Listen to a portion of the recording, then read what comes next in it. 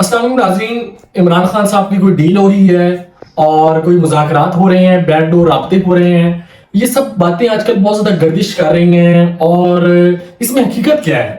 अच्छा, फाज शहबाज साहब एक सीनियर जर्नलिस्ट हैं, स्टोरीज करते हैं, उनकी स्टोरीज में बहुत ज़्यादा सच्चाई पाई जाती है और बहुत ज़्यादा रियलिटी की बयान करती है। उन्होंने एक और स्टोरी की है इमरान खान साहब की डील के हवाले से। वो कहते हैं कि मैं इस्लामाबाद में चंद दोस्तों के साथ मौजूद था इस्लामाबाद में और वहां पर बैठा था, तो वो बड़े दोस्त सीनियर सहाफी थे। तो उन्होंने कहा जी इमरान खान साहब की डील हो गई है और तमाम मामला तय पा गए हैं और अब जल्द ही इमरान खान साहब को बनी गाला शिफ्ट कर दिया जाएगा। अच्छा, मैं इस बात को ना भी मानता कि इस बात में की हकीकत पाई जाती है। कल एक खबर आई डयाला जेल से कि इमरान खान साहब की तबीयत खराब हो गई है। इमरान खान को फूड पॉइजनिंग हो गया है, फीवर है, डॉक्टर्स पहुंचे हैं। तो उन दोनों चीजों को मैंने आपस में लिंक किया कि एक तरफ तो सहाफी खबर दे रहे हैं कि इमरान खान साहब की डील हो गई है, उनको भले गाला शिफ्ट कर दिया जाएगा, और दूसरी तरफ खान साहब की तबीयत खराब हो जाती है।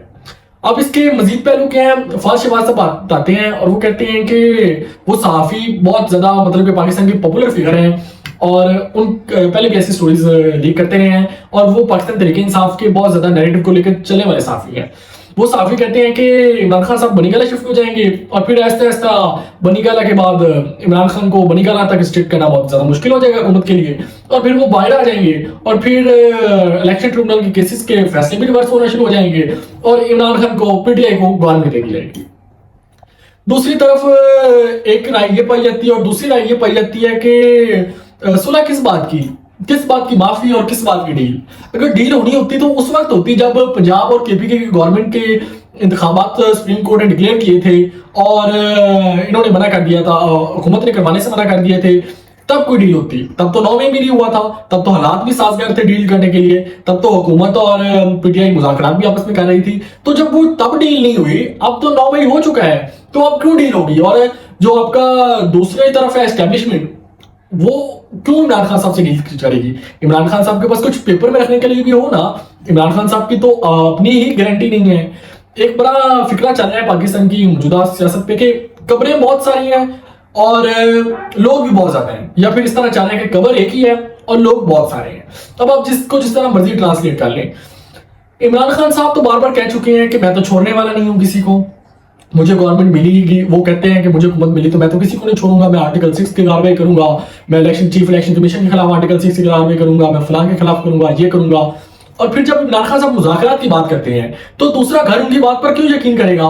क्यों एस्टैब्लिशमेंट यकीन करेगी कि इमरान खान जो अब हैं, पहले वो जो बातें कर रहे थे उससे यू टर्न लेकर जो अब बात कर रहे हैं वो सच्चाई है? क्योंकि इमरान खान साहब तो शाम की बात सुबह तक उस पर कायम नहीं रहती। तो एक तो इमरान खान की कोई गारंटी देने वाला बंदा नहीं है, इस वजह से मुज़ाकरात नहीं हो सकते। दूसरी बात यह है कि इस वक्त पाकिस्तान तहरीक इंसाफ पर ऐसा कुछ है भी तो नहीं, सिर्फ एक पॉपुलर वॉइस है। और अगर मिसाल के तौर पर कोई डील हो भी जाती है, दोबारा इंतखाबात होंगे, दोबारा इंतखाबात में तो कोई शॉर्ट ही नहीं है कि इससे बड़ी रिगिंग हो जाए, पाकिस्तान तहरीक इंसाफ को ये भी सीटें ना मिले।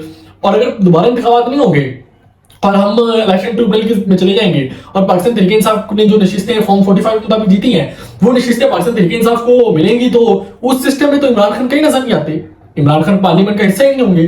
क्या फिर इमरान खान पाकिस्तान तहरीक इंसाफ से अलहदा हो जाएंगे और पाकिस्तान तहरीक इंसाफ को गवर्नमेंट दी जाएगी और उमर यूब, शिबली फराज या फिर ब्रिस्टल गवर्नमेंट से कोई वज़ीर आज़म बनकर वो मामला को चलाएंगे? क्योंकि मामला सिर्फ कंट्री के हद तक नहीं है, आपने सिविल मामला चलाने हैं, इंटरनल मामला को देखना है। एक्सटर्नल जिस तरह बस्ती मशरक में, जिस तरह मिडिल ईस्ट में इस वक्त कंफ्लिक्ट की सिचुएशन है, तो आपने उसको भी टैकल करना है। रशिया यूक्रेन वॉर जारी है, इसराइल पैलेस्टाइन, और साथ ईरान और रशिया की इन्वॉल्वमेंट उसमें हो रही है, यूएसए इन्वॉल्वमेंट कर रहे हैं। तो ये सारे मामला को देखने के लिए एक पॉपुलर गवर्नमेंट तो चाहिए, लेकिन एक स्टेबल गवर्नमेंट भी चाहिए। अब आप इमरान खान साहब का साइड भी हो जाएंगे, क्योंकि अगर फॉर्म 45 और इलेक्शन ट्रिब्यूनल में सब कुछ रिवर्स होता है तो इसमें इमरान खान साहब को तो कुछ नहीं मिलेगा, उनके बकाया तमाम लोगों को सीट्स मिल जाएंगी। और ये डील होती है कि इमरान खान सब साइड में हो जाएं और उनकी पाकिस्तान तहरीक इंसाफ हुकूमत चलाए 2 साल के लिए। तो ये बात, अगर इस बात पे पाकिस्तान तहरीक इंसाफ ने या फिर इमरान खान साहब ने इस बात पर इत्तेफाक करना होता तो वो तो 8 फरवरी से पहले या फिर 9 फरवरी को जब ये सारा सिस्टम तब्दील हो रहा था, तब बहुत आसान था कि पाकिस्तान तहरीक इंसाफ कहती है ठीक है जी, आप हमें स्पेस दें, हम आपको स्पेस देते हैं, आप हमें गवर्नमेंट बनाने के दे दें, और दूसरी तरफ से हम इमरान खान साहब 2 साल साइड पर लाइन में हो जाते हैं, पाकिस्तान तहरीक इंसाफ गवर्नमेंट चलाती है। इसमें एक और बड़ी इंपॉर्टेंट बात है कि जब 8 फरवरी के इंतखाबात हो रहे थे तो अब बिलावल भुट्टो जो पाकिस्तान पीपल्स पार्टी के चेयरमैन है, उन्होंने पाकिस्तान तहरीक इंसाफ की लीडरशिप से राब्ते किए थे। उन्होंने कहा था आपको वजीर आजम भी देते हैं, 2 गवर्नर भी देते हैं पंजाब और केपी का अटॉर्नी जनरल्स भी आप अपने सारे लगा लें, आईनी ओहदों पर भी आप अपने लोग बिठा लें और हमारे साथ मिलकर अगर गवर्नमेंट बना लें।